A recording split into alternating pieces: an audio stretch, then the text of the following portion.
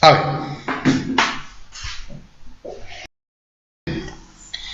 Y trata el legislador de que las comunidades ojalá se dividan lo más rápido posible. Así como, por ejemplo, en el tema de la sociedad conyugal, que es el que estamos recordando, en esa materia en particular el legislador dice que la liquidación debe hacerse tan pronto como sea posible. Acá en materia de sucesión, la idea también es que ojalá la partición se haga lo más rápido que se pueda. Es lo lógico. Ahora, ¿por qué señalo el tema? Señalo el tema porque aquí entra justamente dentro de esta partición la teoría denominada teoría de los acervos. La teoría de los acervos implica que cuando una persona muere, va a dejar al momento de su muerte un conjunto de bienes, un patrimonio, una universalidad. Y sabemos entonces que los herederos, los comuneros, son las personas que van a tener derecho a llevar esta comunidad, a quedarse con la comunidad. Ellos son los herederos, comuneros para estos efectos. Pero para poder realizar lo que es la distribución de los bienes hereditarios, el legislador indica que primero se deben ir haciendo ciertas precisiones, probablemente porque no todo lo que se deja como patrimonio, no todo lo que se deja como patrimonio es lo que a fin de cuentas se van a terminar repartiendo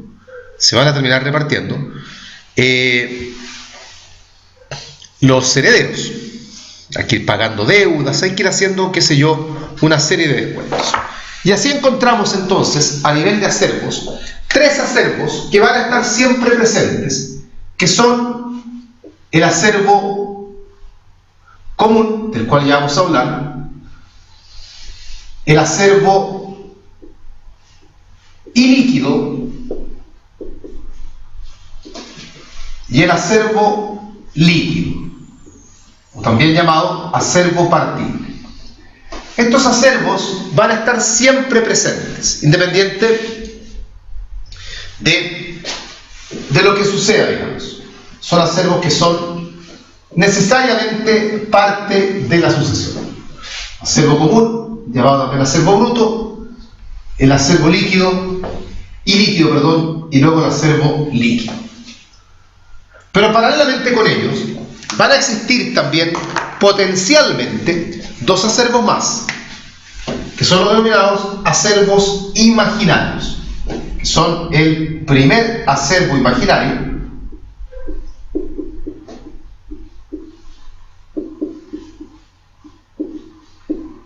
ya vamos a ver en qué consiste, y el segundo acervo imaginario. Acervo en todo caso significa conjunto de bienes, masa de bienes, para que le den también a la palabra acervo el sentido que también ayuda hasta cierto modo a entender en qué consiste la institución. El primer acervo imaginario y el segundo acervo imaginario. Vamos viendo entonces en qué consiste todo esto.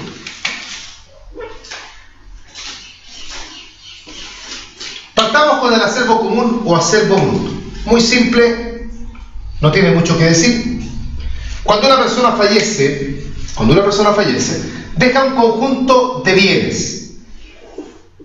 Y dentro de esa masa de bienes, vamos a encontrar bienes que le pertenecen, bienes que tiene en calidad de dueño. Van a haber bienes que los tiene solamente como poseedor. Va a haber bienes que los tiene solamente como mero tenedor. En este acervo común o acervo bruto van a estar presentes todos los bienes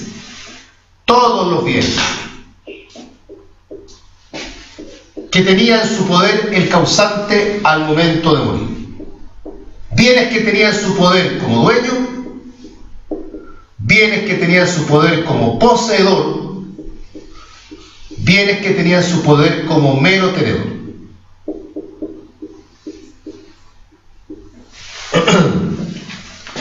No sabemos todavía realmente en este momento cuáles son realmente los bienes que comprenden el patrimonio del causante.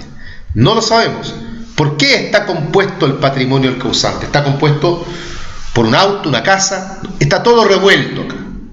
Claramente este acervo común o acervo bruto no es la masa de bienes que se divide entre los herederos. Simplemente dándonos cuenta que acá hay bienes que están mezclados. Por ejemplo, ¿qué bienes podría haber? Supongamos tal vez que el que muere es un marido casado en sociedad conyugal, que tiene hijos menores. Entonces dentro de este patrimonio que está quedando van a estar bienes que tal vez son de la sociedad conyugal, algunos bienes son claramente del marido, van a estar también mezclados los bienes que son de su mujer. Si él tiene la patria potestad o tenía la patria potestad, pueden también haber bienes que son de sus hijos. Si además era socio en una sociedad mercantil, probablemente tenga bienes que pertenecen a la sociedad. En fin, va a haber una gran variedad de bienes y en este momento no sabemos aún a quién le pertenece. Ese es el acervo común, llamado también acervo bruto. Luego pasamos al acervo ilíquido. El acervo ilíquido está compuesto por los bienes que pertenecen al causante. Bienes que pertenecen al causante.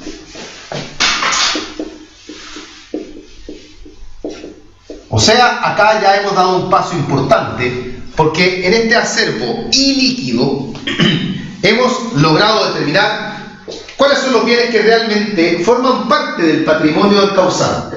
Hemos por ende individualizado y hemos excluido los bienes que él tenía como mero tenedor. Sacamos los bienes de la sociedad conyugal, los dejamos afuera. Sacamos los bienes que son de la mujer, los dejamos fuera.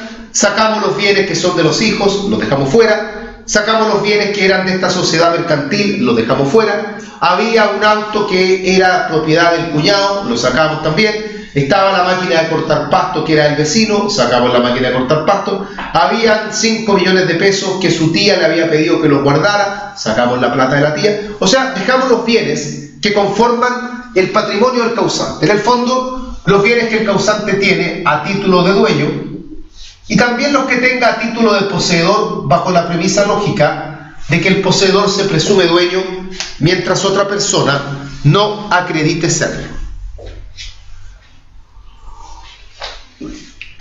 Y uno podría decir, ahora sí, acá vamos a repartir los bienes entonces. Ustedes son los herederos y yo soy el partidor y les estoy contando esta historia y les voy a decir, y ustedes me van a decir, perfecto, ahora que tenemos el patrimonio del causante, repartamos entonces. Y yo les voy a decir, todavía no.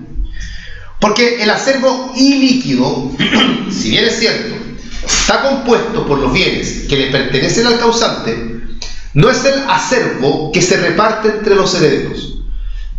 Porque hay que efectuar en el acervo ilíquido, hay que efectuar ciertas deducciones. Hay que pagar algunas cosas primero. Tal vez no pagarlas inmediatamente, pero de todas maneras, el que esté haciendo la partición tiene que reservar ciertos bienes para pagar estas deudas. Formar lo que se denominan las hijuelas pagadoras. Hijuelas pagadoras. Y para ello se aplica una institución que se denomina las bajas generales de la herencia. Bajas generales de la herencia, que son las que van acá. Las bajas generales. Las bajas generales, lo voy a decir primero sin entrar al concepto legal, son aquellas deducciones que nos van a permitir llegar del acervo ilíquido al acervo líquido o partido. Dado que el acervo ilíquido, aun cuando está compuesto por los bienes que le pertenecen al causante, no es todavía lo que se va a repartir entre los herederos, sino que hay que hacer estas deducciones. Las bajas generales de la herencia, el Código Civil las define y dice que son aquellas deducciones que es necesario hacer,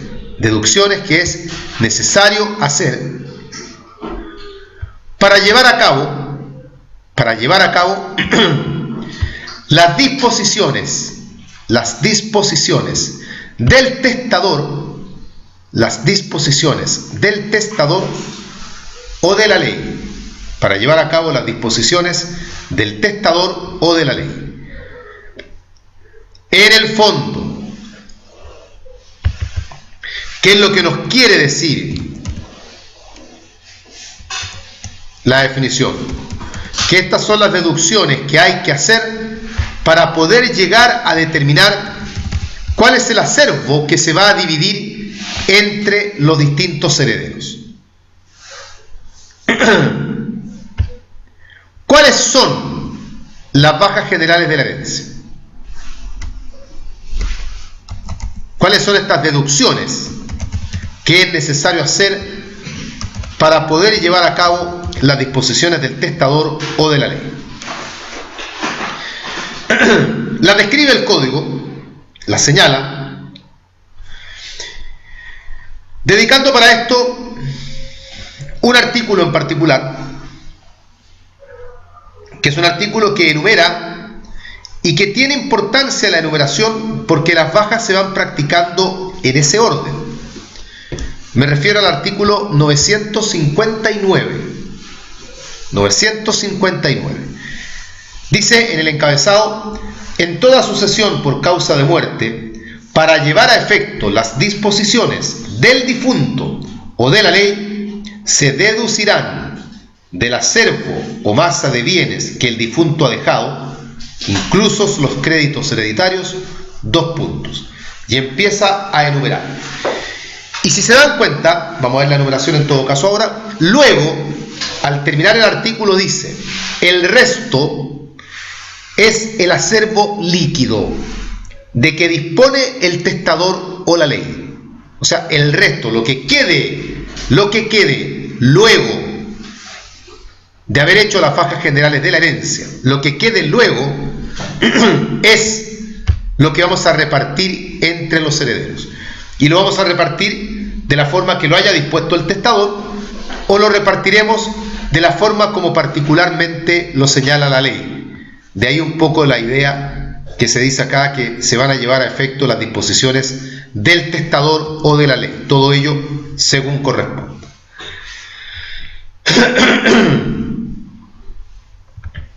Bien. ¿Estamos claros hasta acá? Ya, ¿cuáles son las bajas generales? Vamos bien. Número 1. Vamos a denominarlo genéricamente como los gastos de apertura de la sucesión. Los gastos de apertura de la sucesión. Gastos de apertura de la sucesión.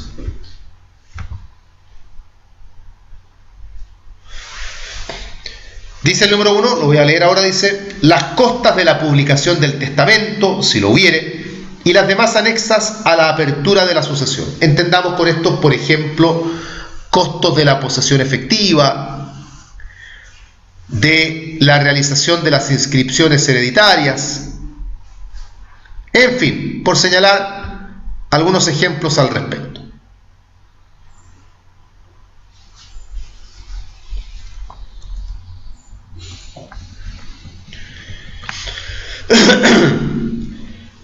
Número 2. Las deudas hereditarias. Las deudas hereditarias. Ojo, esto es algo que siempre confunde. ¿Qué son las deudas hereditarias? Y aprovechemos de explicar de inmediato que hay 2 clases de deudas. Están las deudas hereditarias, que son las que están aquí en esta baja general, pero también hay otras deudas que se denominan deudas testamentarias. Deudas hereditarias, deudas testamentarias. Las que aparecen como baja general de la herencia son las deudas hereditarias.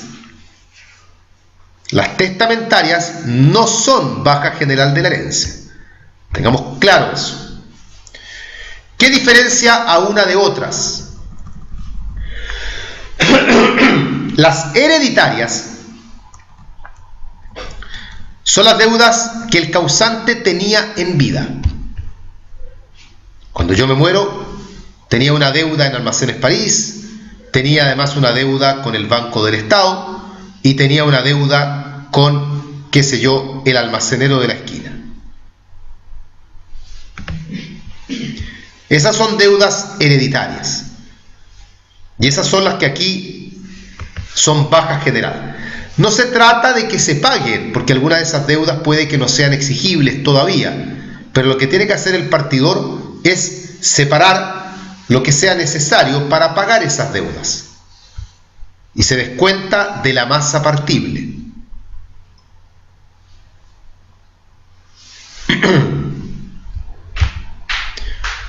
Las deudas testamentarias, las deudas testamentarias son las deudas que han sido creadas por testamento. Son las deudas que han sido creadas por testamento, es decir, son deudas que el causante no tenía en vida, sino que el causante, por testamento, las fue creando. Por ejemplo, yo en testamento digo, en mi voluntad, que una vez que yo muera, a Matías se le entregue mi caballo. Entonces los herederos se van a encontrar con una deuda que ha sido creada por testamento. Y por eso recibe el nombre de deuda testamentaria. Es evidente, incluso por el propio nombre que tiene, que no pueden haber deudas testamentarias sin que haya testamento. Es sentido común.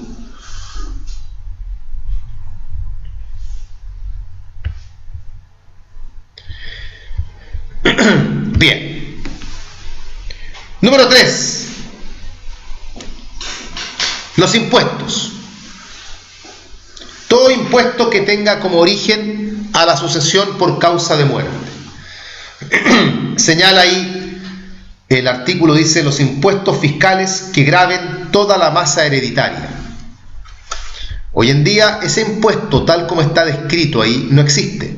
No hay un impuesto que grave a la totalidad de la herencia, pero sí hay impuestos que gravan bienes determinados. Por eso uno, cuando hace la posesión efectiva, tiene que llenar ese formulario de impuestos internos, donde uno va señalando los bienes, para ver si acaso los bienes quedan exentos o quedan cargados con algún impuesto.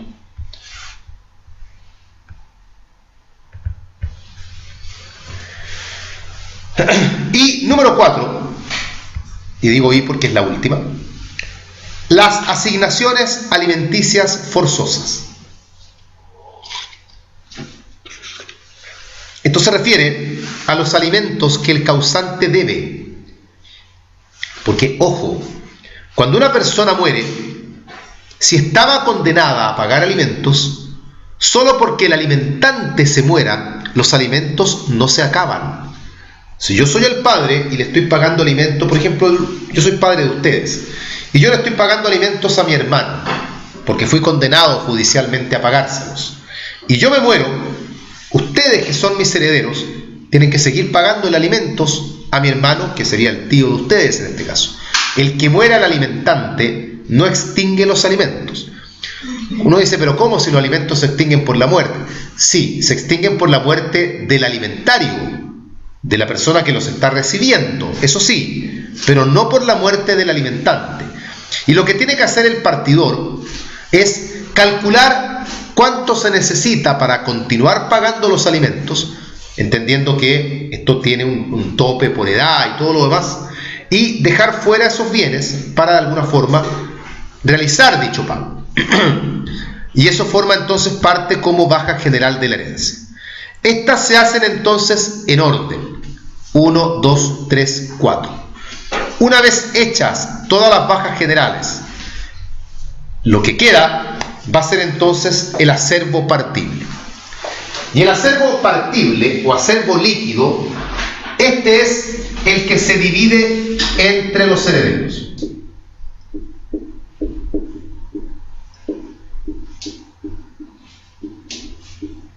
Eso que ha quedado ahí el acervo líquido, el acervo partible.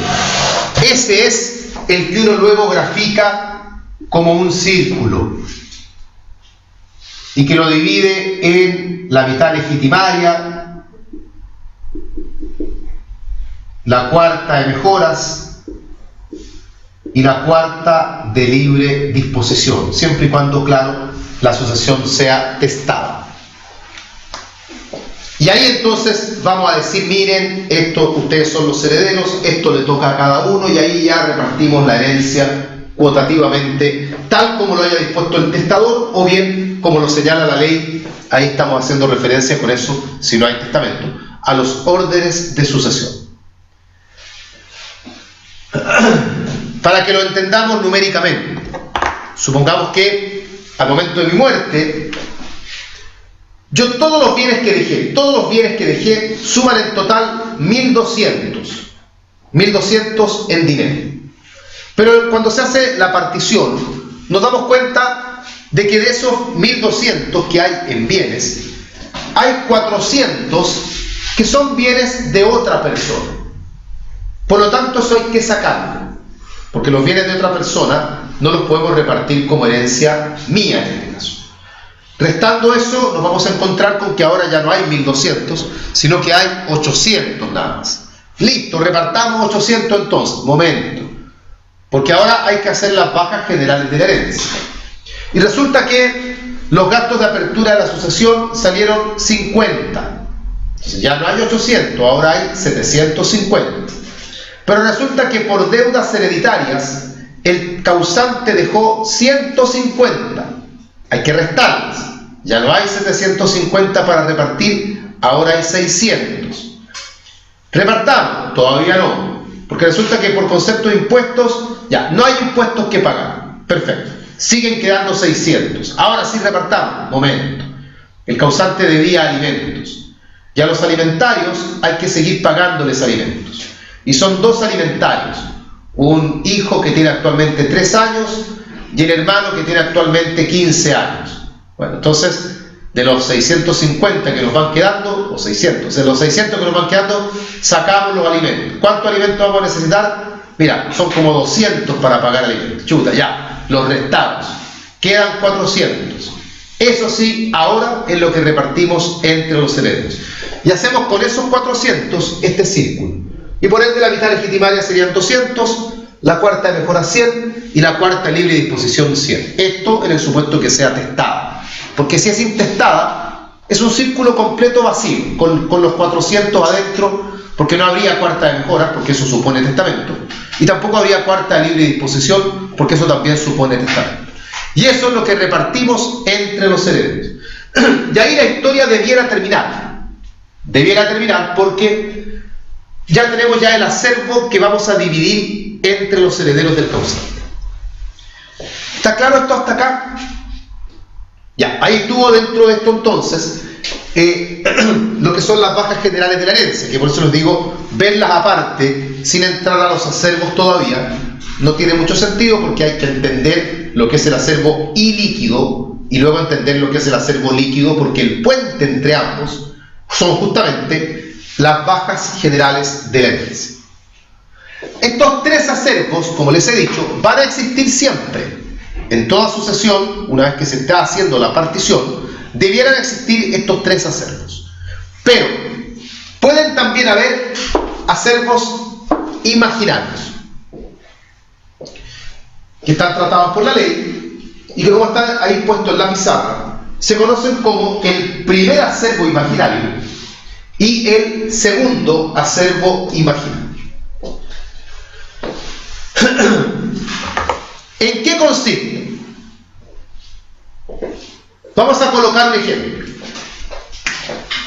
Vamos a usarlos a ustedes 4 que están ahí. Está Glenn, está Matías, está Jennifer. ¿Jenny? Sí. Jenny. ¿Y ustedes? Solange. Y está Solange. Ya. Los 4 son hijos, para que no nos confundamos, para que todos tengan que llevar la misma parte de la herencia. Y siguiendo la lógica del ejemplo, habíamos indicado que la herencia en total es 400. ¿Cuánto debiera tocarle a cada uno? 100. Eso es lo que implicaría dividir la herencia de la forma correcta. 100, 100, 100 y 100. ¿Estamos claros? ¿Estamos claros? Pero resulta que toma conocimiento el partidor, y esto porque alguno de los herederos lo pone en conocimiento del partidor, que resulta que uno de los hijos, por ejemplo, Glenn, había recibido ya a título de legítima, la cantidad de, había recibido 80. Había recibido la cantidad de 80. Tal vez lo había recibido en vida, o tal vez se le había dejado por testamento una donación a título de legítima por 80. Puede ser a título de legítima o a título de mejora. A título de legítima o a título de mejora. Se le había hecho a Glenn entonces esta donación. Y los demás herederos, Matías, Jenny y Solange, dicen, a ver, espérense un poco. Porque si a Glenn ya le dieron 80 a título de legítima, ¿por qué ahora le van a dar 100 más? Porque eso implicaría que entonces Glenn, como legitimario, en total, a título de legítima, estaría recibiendo 180. Los 80 que le donaron a título de legítima, y los 100 que pretendemos entregarle ahora, también a título de legítima. Y no puede ocurrir que un legitimario, por legítima, esté recibiendo más que el resto. ¿Cómo va a recibir Glenn 180 de legítima y los demás 100 cada uno? Entonces piden que se forme el primer acervo imaginario. El primer acervo imaginario. ¿Y en qué consiste el primer acervo imaginario? Consiste, el primer acervo imaginario, en que el partidor debe al monto que ha dejado el causante. ¿Cuánto dejó el causante? 400. Al monto que dejó el causante, vamos a colocar acá son 4. Lo realmente dejado, realmente existe en la herencia 400, que a esos 400 se le sume la donación. ¿De cuánto fue la donación? 80. De 80. Se sube. Eso va a arrojar 480. ¿Estamos claros, no? ¿Cuál es la premisa? La premisa es la siguiente. Preguntarnos, ¿cuánto habría dejado el causante si no hubiese hecho esa donación por legítima? ¿Cuánto habría dejado? Si no se hubiese hecho esa donación a título de legítima, si no se hubiese hecho, el causante habría dejado, en lugar de 400, habría dejado 480. Eso no es real, porque no hay 480, hay 400 nada más. Pero eso es lo que él habría dejado si no hubiese hecho la donación. Por eso es que esos 480, este es el acervo imaginario. Y ahí está lo imaginario justamente. Estamos suponiendo que el causante habría dejado 480. Insisto que lo imaginario está dado porque esto no es real. Lo que hay realmente es 400. Y sobre esa lógica, si el causante hubiese dejado 480 actuando sobre ese acervo imaginario, ¿cuánto le habría tocado a cada uno? Sobre esta lógica, cada hijo, cada heredero voy a colocar, ¿cuánto recibe? 120. ¿Cuánto es 480 dividido en 4? 120. Cada heredero recibe 120.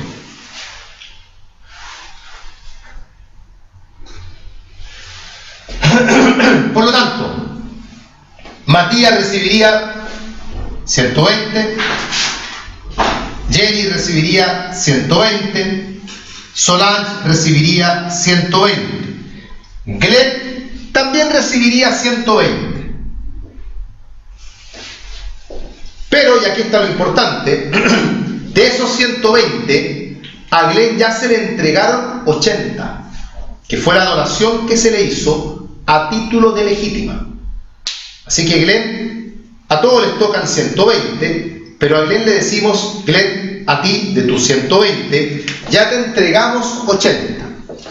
Como había recibido 80, esos 80 se le restan de los 120. Y eso implica que ¿cuánto hay que pagarle a Glenn? 40. Bueno, me parece muy injusto. ¿Ah? Lo cual es muy injusto. Entonces decimos: mire, yo soy el partidor, voy a repartir la herencia, entonces le digo a Matías: toma Matías tus 120, Solange tus 120, Jenny 120, Glenn también hay 120 para ti, pero a ti 80 ya te los pagaron, te damos la diferencia, 40. ¿Cuánto suma 120 más 120 más 120 más 40? Suma 400. ¿Qué es lo que hay realmente para repartir? ¿Sí? Esta es una cuestión aritmética, siempre va a calzar, no es que uno busque los números, porque realmente lo que tenemos para dividir es 400, no es 480. 120 aquí, 120 acá, van 240, 120 para Jenny, van 360, y los 40, que es la diferencia para Glenn, suman 400. Y con ello se logra entonces una división equitativa de la herencia. Inicialmente la herencia se estaba dividiendo para todos 100. Luego de aplicar el primer acervo imaginario, ahora cada legitimario recibe 120. El primer acervo imaginario opera cuando a un legitimario se le han hecho donaciones a título de legítima o a título de mejora. Ahí es donde aparece el primer acervo imaginario. La donación se le hizo a un legitimario a título de legítima o a título de mejora.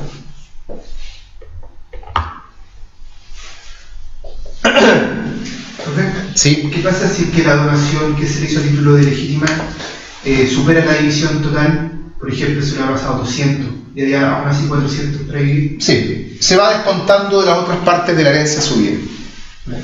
Pero en ningún caso se deja sin efecto. ¿Ya? Y entiendo que, claro, eso no se nos va a preguntar en el examen en todo caso, porque eso ya es más complejo.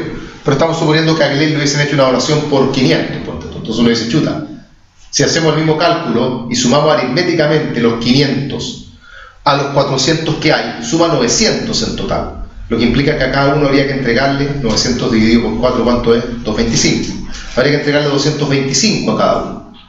Pero no hay 400 para repartirlo, así que ahí ni una posibilidad de pagarle 225 a cada uno. Entonces se disminuye proporcionalmente, entendiendo que al que ya se le hizo la donación en vida, en ese ejemplo, no se le va a dar nada ya. Y a los demás se reparte en la parte equitativa. Ese es el primer acervo imaginario, ese es el fácil, ese es el más entendible. Pero ahora viene, en segundo lugar, el segundo acervo imaginario. Ya no podemos decir que es de la Universidad Católica, ya como decíamos antes, pero bueno, igual, segundo acervo imaginario. Este último, el segundo, no se pregunta tanto, y no se pregunta tanto por una cuestión muy simple. Este requiere ya cálculos aritméticos ya más detallados. En teoría sí se pregunta, y en teoría es que lo vamos a explicar. Igual voy a avanzarlo un poco numéricamente, pero aquí la cuestión es complicadita, y uno tiene que necesariamente tener a la vista un pizarrón para entenderlo, y es algo que cuando uno rinde examen de grado no lo tiene. Incluso si ustedes miran los textos o los apuntes del sucesorio, cuando se llega a este tema aparece harto cálculo numérico, debiera aparecer harto cálculo numérico, porque es bien complicadito. El punto de partida del segundo acervo imaginario también son donaciones, pero donaciones que el causante le hizo a terceros. A terceros. Imagínense que yo soy el padre de ustedes y yo estoy próximo a mi muerte ya, y como yo a ustedes no los quiero y encuentro injusto que ustedes se queden con mi herencia, en la que yo he trabajado duramente los últimos 50 años de mi vida, y ustedes son un puñado de flojos que no han hecho nada con su vida, y están todos esperando que yo me muera para tener la vida asegurada económicamente de aquí hasta el momento de sus propias muertes, y producto de aquello no han trabajado, no se han esforzado en estudiar, total, sienten que tienen la vida asegurada. Y yo digo, a mí esto me parece injusto, pero no los puedo desheredar porque tampoco han caído en ninguna causal de desheredamiento. Entonces yo lo que hago es, como aún estoy vivo, yo voy a empezar a regalar mis bienes. Mal que mal, mis bienes son míos. Y si yo quiero regalarlos, hago con ellos lo que quiero. Entonces, voy a colocarlo a ustedes acá nuevamente, a Glenn, voy a colocar a Solange, a Jenny y a Matías. Ahí vamos a ver cuánto lleva cada uno. Y yo, paralelamente acá, voy a colocar, no voy a complicarme demasiado, Pedro, Juan, María y Claudia. Pedro, Juan, María y Claudia son los terceros. Son personas que no tienen nada que ver con la herencia. Como yo sé que me queda poco de vida, yo el año 2014, le regalé a Pedro el equivalente a la suma de 40. Puede ser dinero o bienes, no importa, pero lo que le he donado vale 40. El año 2015 le regalé a Juan bienes por la suma de 20.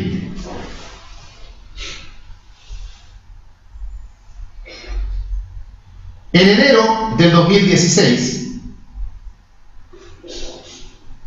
le regalé a María bienes por la suma de 30.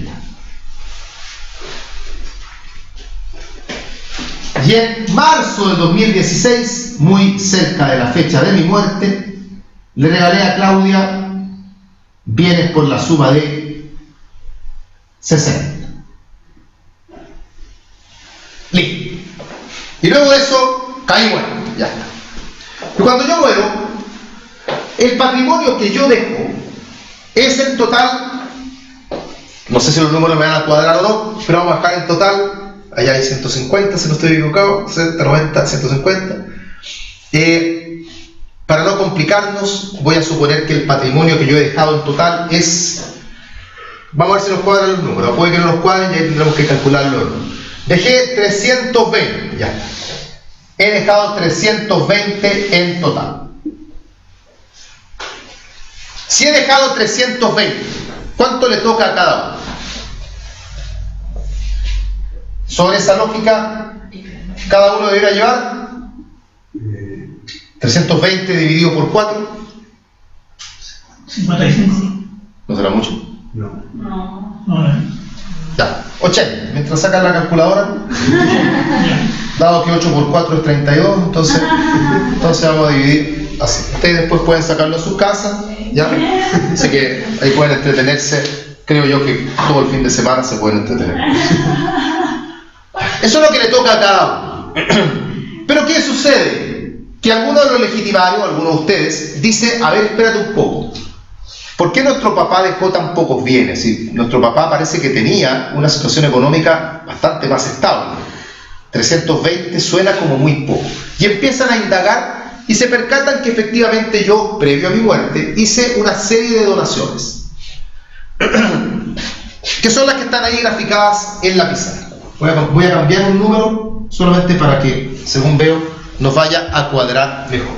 Vamos en lugar de 20, a Juan se le donaron 30.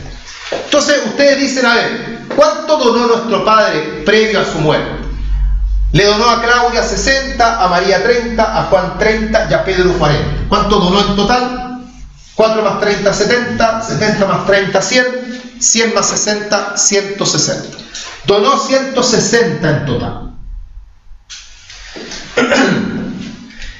Le piden entonces al partidor que forme el segundo acervo imaginario. Y ese segundo acervo imaginario consiste en lo siguiente. A ver, partidor, ¿por qué usted no nos cuenta cuánto habría dejado nuestro padre si no hubiese hecho esas donaciones? Si su padre no hubiese hecho esas donaciones, habría dejado, en lugar de 320, habría dejado, ¿cuánto habría dejado? 880. Habría dejado 480. La suma de los 320 más los 160. Eso es lo que habría dejado. Eso es lo que se llama segundo acervo imaginario. Porque eso no es real. Él no dejó 480. Dejó 320 en realidad. Segundo acervo imaginario. Entonces, y aquí es donde empieza la parte un poco más complicada. Si nuestro padre no hubiese hecho esas donaciones, habría dejado 480. De esos 480,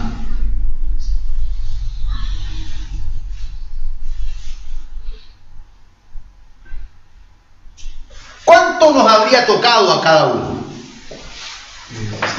Ya, espérense. 120, dice uno, ¿cierto? Claro, 120 dividido por 4, mira, nos habrían tocado 120 en lugar de 80. Pero no es tan fácil.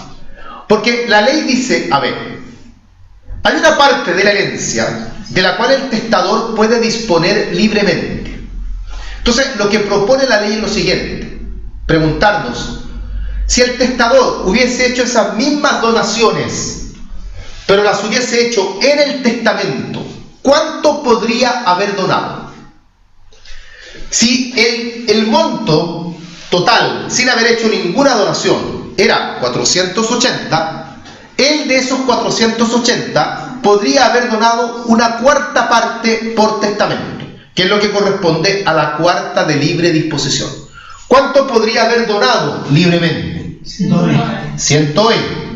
Eso es lo que podría haber donado libremente. Sin embargo, donó 160 en total, lo que quiere decir que él se ha excedido, hizo por acto entre vivos algo que por causa de muerte no podría haber hecho. Todo lo demás, restando esos 120, todo lo demás es lo que debieran llevar los herederos. ¿Cuánto es 480 menos 120? Es 360. Si la herencia hubiese sido realmente 360, ¿cuánto le habría tocado en realidad a cada heredero?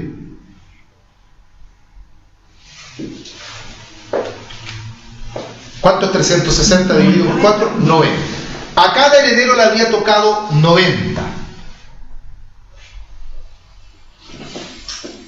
Dividido por 4 igual 90. ¿Y cuánto le está tocando realmente a cada uno? 80. Eso quiere decir que a cada uno le falta ¿cuánto? 10. Le faltan 10. Entonces ellos tienen derecho a reclamar esos 10 que les faltan. El problema está en que uno dice, ya perfecto, reclamen los 10. ¿Pero dónde los reclaman? Porque para repartir hay 320 nada más. Y eso es 80 para cada uno. No, es que no debiera haber 320. Debiera haber 360. Sí, pero no los hay. Es que reclamamos, ustedes dicen, reclamamos cada uno de nosotros los 10 que nos faltan. Y yo que soy el partidor les digo, ya, ¿y de dónde saco yo esos 10?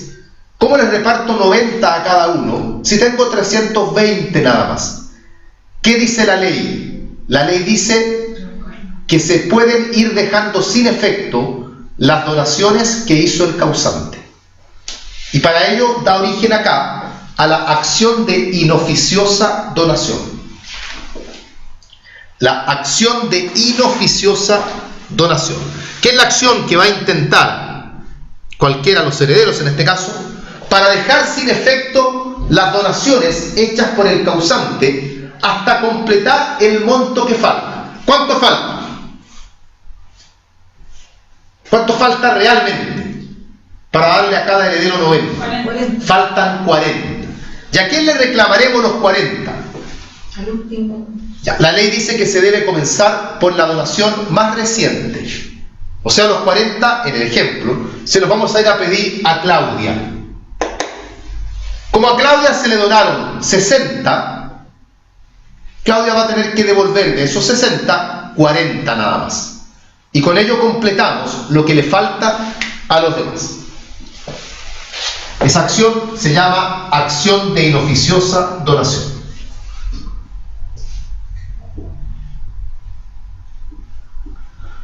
En el ejemplo no fue tan terrible, pero supongamos que el monto hubiese sido mucho mayor, tal vez hubiera sido necesario no solamente dejar sin efecto la donación de Claudia, sino tal vez haber seguido, que uno sigue en orden inverso temporal. Claudia, y después María, y después Juan, y después Pedro. Y se busca solamente lo que sea necesario para poder darle a cada heredero lo que legalmente le corresponde. Eso implica además que ya en esta herencia, cuarta de libre disposición, ya no hay. Entonces, entendamos que si el testador, si el causante, hubiese dejado testamento, y además de estas donaciones que hizo en vida, hubiese hecho otras por cuarta de libre disposición, estas últimas no se van a pagar, porque a esos legatarios o herederos de la cuarta de libre disposición, les vamos a decir, ¿saben qué? Acá ya no queda cuarta de libre disposición ya. Porque como estamos formando segundo acervo imaginario, el testador en vida consumió la cuarta de libre disposición.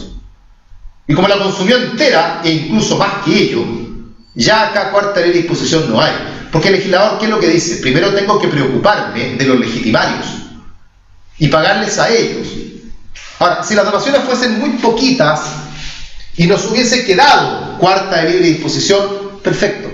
Entregamos lo que quede de la cuarta libre disposición de la forma que la ley señala. Pero, si no es así, como es el ejemplo, que ya no nos queda cuarta libre disposición, los demás asignatarios de cuarta libre disposición van a la suerte, ¿no? Entendiendo que los asignatarios de la cuarta de libre disposición no son muy protegidos por el legislador. O sea, entre protejo a un legitimario o protejo a alguien de la cuarta de libre disposición, es decir, el de la cuarta de libre disposición, chao, ¿no? Aquí al que hay que proteger es al legitimario. Por eso es que tanto el primer acervo imaginario como el segundo son instituciones que tienen por finalidad proteger a los legitimarios. Este segundo acervo imaginario es mucho más complejo que lo que yo estoy describiendo acá. Mucho más complejo. Yo simplemente estoy sentando los cimientos básicos, solo para que comprendan la lógica que hay detrás. Pero esto requiere mucho cálculo numérico además. Yo lo he simplificado, pero al máximo.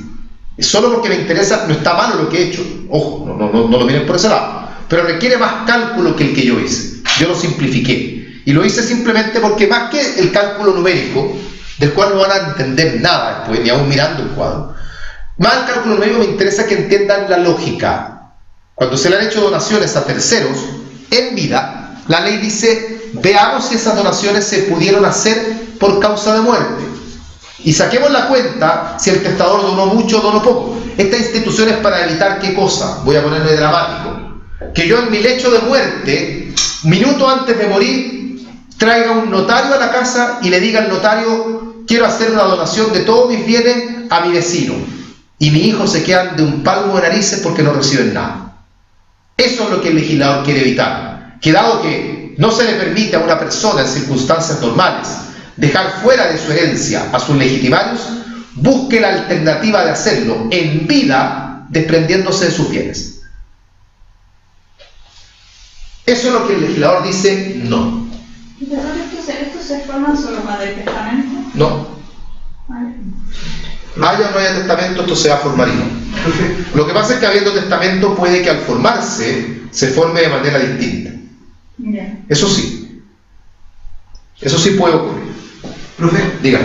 en este caso, en el segundo acervo, los herederos disponen de acción de simulación en el caso de que hayan salido los bienes por una compraventa simulada, por ejemplo. Se podría intentar porque no está prohibida, digamos, la acción de simulación, pero en este caso debiera seguir el camino más directo porque esto lo hacen en la partición. Sí, pero el causante. Ojo, la acción, disculpa, esto se puede hacer en la partición en materia de arbitraje forzoso, pero intentar la acción de inoficiosa donación tienen que hacerlo ante la justicia ordinaria, porque para eso competencia el partidor no tiene. No, sí, pero lo digo yo es que el causante saca bienes de su patrimonio a través de una permuta. No, tienen que ser Compraventa pero simulado. tienen que ser actos gratuitos. Si son actos onerosos, ahí habría que intentar la acción de simulación. Ahí sí. Que es la forma como el testador podría decir, evitemos esto, porque el acto oneroso se supone que provoca un ingreso. Y como los ingresos supuestamente deben ser equivalentes, entonces los legitimarios en realidad no deberían estar siendo perjudicados. Y el legitimario no puede perseguir un bien puntual. O sea, si todos ustedes, por ejemplo, están con los ojos puestos en heredar un bien tremendamente valioso que yo tengo, un cuadro de un pintor famoso, y resulta que ese cuadro yo lo vendo y me pagan el valor, y cuando yo muero ustedes, en lugar de recibir el cuadro que esperaban, reciben el dinero, no pueden hacer nada ahí. No, ahí no hay simulación para empezar, porque el dinero realmente ingresó. Y el capricho, llamémoslo así, de ustedes, de decir es que nosotros queremos el cuadro, nosotros queremos la casa en la playa, no queremos la plata porque esa casa es nuestra casa de niñez, mala suerte, no hay nada que hacer ahí. No olviden que tenemos que conciliar el hecho de que el causante, estando vivo, hasta cierto punto es libre de hacer con sus cosas lo que él quiera, si no podemos estar nosotros retrotrayendo los actos válidamente celebrados solo por el mero capricho de que ustedes digan yo no quería dinero, yo quería el auto. No, mala suerte, ¿no? Bueno, ahí estamos entonces con esta parte final de la cédula. Este es un tema que no es un tema simple, yo estoy claro. Empieza re simple, los acervos que están arriba en negro, esos no sirven. Ahora en comparación, uno dice, esas cuestiones son el ABC nomás. El primer acervo ya es como ya algo entendí. El segundo ya yo les miro las caras no a ustedes, sino que las miro en clase. Cuando el acervo lo explico ya con más detalle, y ya están los cabros, ya viendo números en la pizarra, ya como que todo se va a las pailas, ya números. Y hay que empezar a dividir, no, horror. Pues ya esto no es 2 más 2 es 4, a ver cómo era y por qué hay que sumar. Y después miran los cabros, y están los que entienden en la clase, y yo estoy seguro que entienden, pero después cuando tienen que estudiar para la prueba, ya no entienden nada.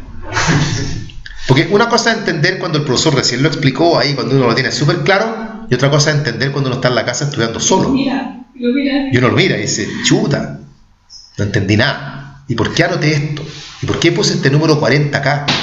¿Y por qué hay una flecha que une al 40 con el 80? Y uno ya no entiende nada. Bueno, la clase quedó grabada, así que por lo menos el video va a estar, y el audio, en fin, así que de algo puede servir. Bien, hacemos un break para luego continuar ya con procesar. Voy a separar los videos y los audios ya, porque como son temas inconexos, civil y procesal en este caso. Ay,